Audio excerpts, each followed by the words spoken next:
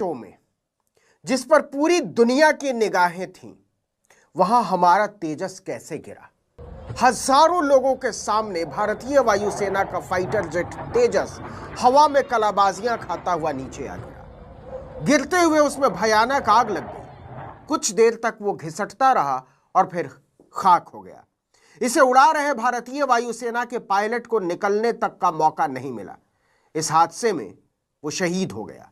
यह सिर्फ एक लड़ाकू विमान का गिरना नहीं है, भारतीय रक्षा उद्योग की साख का गिरना है। नरेंद्र मोदी ने तेजस को रक्षा व्यापार का अहम हिस्सा बताते हुए कहा था कि यह विमान भारत की संभावनाओं को दर्शाता है।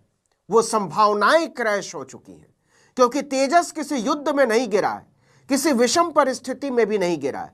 साफ और खुले आसमान से नीचे गिरा है तेजस, वो भी एक डेमो में, यानी प्रदर्शनी में। भारतीय समय के अनुसार लगभग 3:30 बजे अल मक्तूम एयरपोर्ट पर तेजस डेमो फ्लाइट ने उड़ान भरी। वीडियो में दिख रहा है कि तेजस अपने डेमो रूटीन के दौरान सामान्य उड़ान भर रहा था, लेकिन अचानक उसकी ऊंचाई कम होने लगी और वो तेजी से नीचे गिरने लगा। उस समय हजारों लोग इसे देख रहे थे और सैकड़ों लोग इस उड़ान का वीडियो बना रहे थे। दोपहर के समय होने वाले डेमो के दौरान सबसे ज्यादा भीड़ होती है।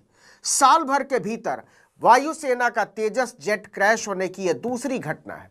इसके पहले 2024 में राजस्थान के पोखरण में युद्धाभ्यास के दौरान इंजन फेल होने की वजह से तेजस क्रैश हो गया था, लेकिन उसमें पायलट की जान नहीं गई थी। मार्च 2024 में हुए तेजस के उस क्रैश में पायलट ने जेट से खुद को इजेक्ट कर लिया था, लेकिन इस बार वो ऐसा नहीं कर पाया। विदेश की धरती पर तेजस के क्रैश होने का भी ये पहला मामला है, वो भी एक अंतर्राष्ट्रीय प्रदर्शनी में। आपको बता दें कि दुबई एयर शो में इंटरनेशनल विमानों का प्रदर्शन किया जाता है। यहाँ दुनिया की सबसे बड़ी एरोस्पेस कंपनियां, एयरलाइंस, एयरफोर्सेस और टेक्नोलॉजी कंपनियां अपने नए विमान, हेलीकॉप्टर, हथियार सिस्टम और एरोस्पेस टेक्नोलॉजी का प्रदर्शन करती हैं। 5 दिन के एयर शो का यह आखिरी दिन था। दुबई एयर शो की शुरुआत 1989 में हुई थी। इसे दुबई के अल मक्तूम इंटरनेशनल एयरपोर्ट पर हर 2 साल पर आयोजित किया जाता है। यह लगातार तीसरी बार है जब तेजस इसमें शामिल हुआ था, लेकिन इस बार तेजस को लेकर पूरी दुनिया के कान खड़े हो गए हैं। इस हादसे का महत्व इसलिए भी बहुत ज्यादा है कि खुद प्रधानमंत्री नरेंद्र मोदी भी तेजस में उड़ान भर चुके हैं। उन्होंने 25 नवंबर 2022 को बंगलुरु में तेजस फाइटर प्लेन में उड़ान भरी थी। किसी भारतीय प्रधानमंत्री की फाइटर प्लेन में यह पहली उड़ान थी। तेजस में उड़ान भरने से पहले मोदी बंगलुरु स्थित हिंदुस्तान एरोनॉटिक्स लिमिटेड भी पहुंचे थे। हादसे के बाद भारतीय वायुसेना ने लड़ाकू विमान क्रैश होने के कारणों की जांच के लिए कोर्ट ऑफ इंक्वायरी बैठा दी है। कुछ रिपोर्टों के मुताबिक पायलट नेगेटिव जी फोर्स टर्न यानी ग्रेविटेशनल फोर्स टर्न से रिकवर नहीं कर पाए।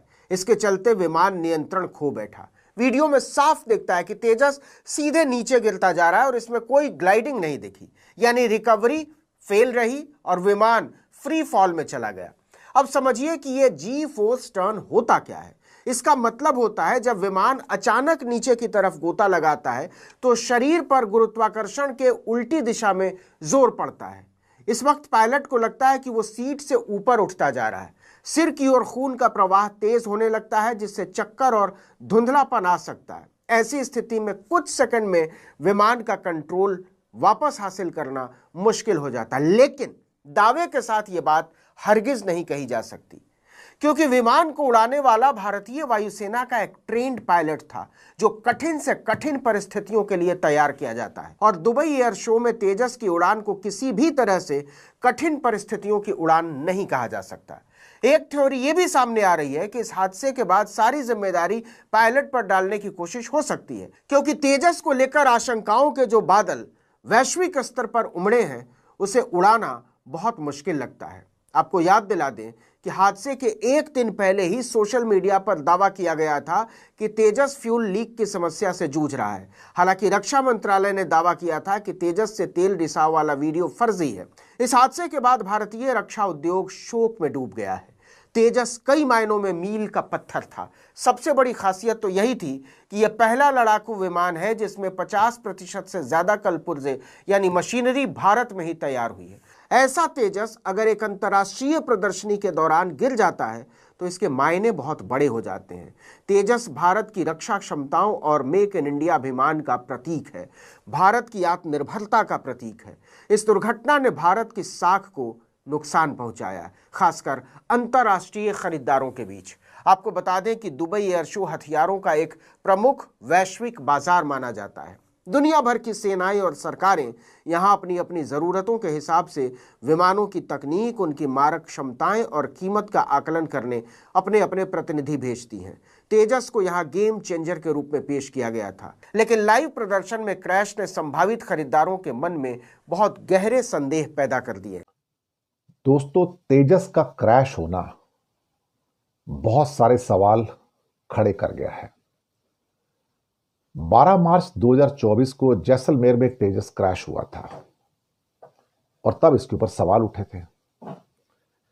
लेकिन फिर 21 नवंबर को प्रेस्टिजियस, दुनिया के सबसे प्रेस्टिजियस दुबई एयर शो के अंदर एक और तेजस का क्रैश होना, मुझे लगता है कि लाइट कॉम्बैट एयरक्राफ्ट की सस्टेनेबिलिटी पे सवाल उठाकर चला गया। 20 महीने में दूसरा तेजस क्रैश होता है साहब, दूसरा तेजस क्रैश होता है, और ये अपने आप में बहुत बड़ा झटका है। दरअसल पायलट जो इसमें खासतौर से विंग कमांडर नमांश सयाल जो हिमाचल के रहने वाले थे, उनकी भी मौत हो गई इस हादसे के अंदर, वो भी शहीद हो गए। जब वो मैनवर कर रहे थे तेजस को दुबई के अल मखतूम एयरपोर्ट के ऊपर, जहां दुबई एयर शो चल रहा था, तो वो शायद फिर किसकी गलती है, अब ये तो पता नहीं है कि ये किसकी गलती से क्रैश हुआ है। अब ये तो कोर्ट ऑफ इंक्वायरी के बाद पता लगेगा। लेकिन दुबई एयर शो में हमारे तेजस का गिरना एक किस्म से वहां पर जो 10 देशों के रिप्रेजेंटेटिव जो आए हुए थे, जो देख रहे थे, उनके सामने हमारी जो प्रेस्टीज है उसको धक्का लगा है। 20 महीने के अंदर अंदर एक दूसरा क्रैश होना तेजस का, ये एक किस्म से प्रश्न चिन्ह खड़े करता है। 12 मार्च 2024 को जैसलमेर में, वहां पर जबकि ट्राई सर्विसेज एक्सरसाइज चल रही थी और शायद उसके अंदर वहां पे उस टाइम कुछ बड़े लीडरान भी वहां पर थे, शायद हो सकता है मोदी जी भी वहां प्रेजेंट थे, शायद मेरे सामने, उनके सामने शायद ये हुआ था, मुझे लगता है।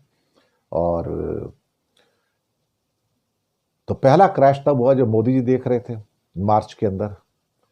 दूसरा अब दुबई एयर शो के अंदर ही क्रैश हुआ है।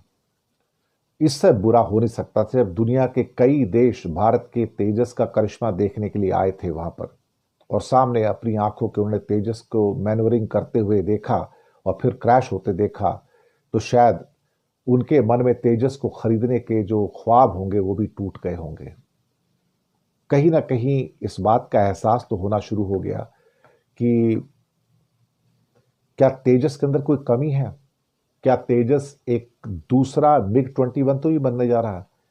अगर 20 महीने के अंदर अंदर एक brand new aircraft with brand new GE engine, brand new avionics अगर सस्टेन नहीं कर पा रहा है और पैरामीटर्स के ऊपर सही नहीं उतर पा रहा है, तो फिर सवाल तो उठेंगे कि क्या तेजस वास्तव में 4.5 जनरेशन का राइट एयरक्राफ्ट है। क्योंकि राफेल भी तो 4.5 जनरेशन है। अगर 4.5 जनरेशन का राफेल और 4.5 जनरेशन का तेजस दोनों को कंपेयर किया जाए, तो तेजस तो राफेल के सामने कहीं ठहरता ही नहीं है। It's unmatched thing. आप इसे क्या कह सकते हैं कि apples can't be compared with the oranges. तो तेजस को आप राफेल से कंपेयर नहीं कर सकते। मैं अभी भी मान के चलता हूं कि तेजस 4.5 नहीं है, तेजस 4.0 का एक वेरिएंट हो सकता है, इससे ऊपर नहीं। क्योंकि उसको भी 4.5 कहते हैं और राफेल को भी 4.5 कहते हैं, तो मुझे लगता है फिर तो राफेल के साथ एक किस्म से कहा जाए तो अन्याय होगा। लेकिन भारत के तेजस एयरक्राफ्ट की एम्बिशंस को और सस्टेनेबिलिटी को धक्का लगा है, सेटबैक लगा है। दुनिया के सामने दुबई एयर शो के अंदर इसका क्रैश होना एक बुरा संदेश है। और पहला जो क्रैश हुआ था जैसलमेर का, वो भी एक ट्राई सर्विसेज एक्सरसाइज थी। मोदी जी के सामने तेजस क्रैश होता है। देखिए, यहां पर तो एक फुल्ली एक्चुअली क्लियर तेजस जाते हैं दुबई में या एयर प्रधानमंत्री के सामने एयर शो में, और ये सारे के सारे एयरक्राफ्ट वेल मेंटेन्ड जाते हैं वहाँ पर, इन द बेस्ट एंड चिक फॉर्म जाते हैं, और उसके बावजूद भी ये क्रैश हो रहे हैं इन द बेस्ट मेंटेनेबिलिटी भी, तो भाई सवाल तो उठेंगे कि क्या तेजस दूसरा कहीं MiG-21 तो नहीं बन रहा है? क्या ऐसा तो नहीं कि हमने एक दूसरा MiG-21 बनाकर खड़ा कर लिया है? ये सवाल